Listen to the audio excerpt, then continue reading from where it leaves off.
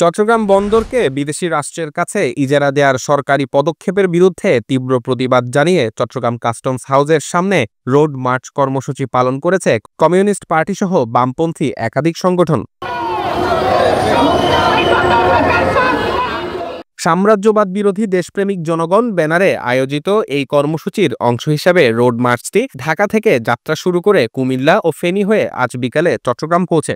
মানবিক করিডোর দেওয়ার ব্যাপারে আমাদের মানবিকতার বাইরে তো আমরা যেতে পারি না, ওই মানুষগুলোকে সহযোগিতার প্রয়োজন, সেজন্যই তো লক্ষ লক্ষ রোহিঙ্গাদেরকে আমরা আশ্রয় দিয়েছি। কিন্তু এখন পৃথিবীতে যে একটা যুদ্ধান্তেহী পরিস্থিতি হচ্ছে, আমরা আসলে সন্দিহান এই যুদ্ধান্তেহী পরিস্থিতির মধ্যে দিয়ে আমরাও যাবো কিনা।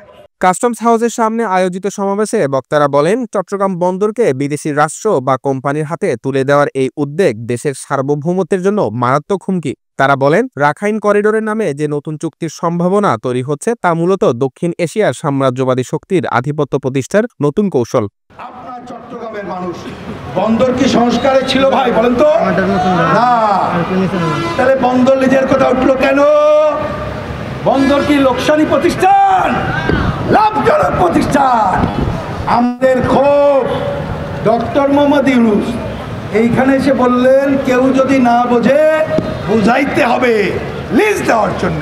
আচ্ছা ভালো কথা, আসেন আপনিও বুঝান আমরাও বুঝাই। যে বন্দর বিদেশিকে লিজ দেওয়া এবং হচ্ছে আপনার মানবিক করিডোর নামে মায়ানমারে যে এখন যুদ্ধের অবস্থা, এটা কিন্তু বাংলাদেশে যে সাম্রাজ্যবাদী যে স্নায়ুযুদ্ধ চলতেছে, এটা কিন্তু প্রভাব কিন্তু চলতেছে। এর ষড়যন্ত্রের বিরুদ্ধে আজকে আমরা ঢাকা এবং চট্টগ্রামে, গতকালকে ঢাকা থেকে চট্টগ্রাম অভিমুখে আজকে চট্টগ্রামে আমাদের যে সাম্রাজ্য বিরোধী দেশপ্রেমী জনগণ কর্তৃক আমাদের এই যে রোড মার্চ আজকে সমাপ্ত হবে। প্রতিবাদ কর্মসূচিতে নানা স্লোগান ও ব্যানারে বন্দর রক্ষার ডাক উঠে।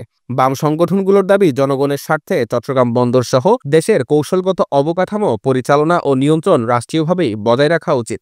সমাবেশে নেতারা ঘোষণা দেন, সরকার যদি এই সিদ্ধান্ত থেকে সরে না আসে তবে আরও বৃহত্তর আন্দোলনের মাধ্যমে সারা দেশে গণপ্রতিরোধ গড়ে তোলা হবে। ফাহাদ ইবনে মাহমুদ, বাংলাধারা, চট্টগ্রাম।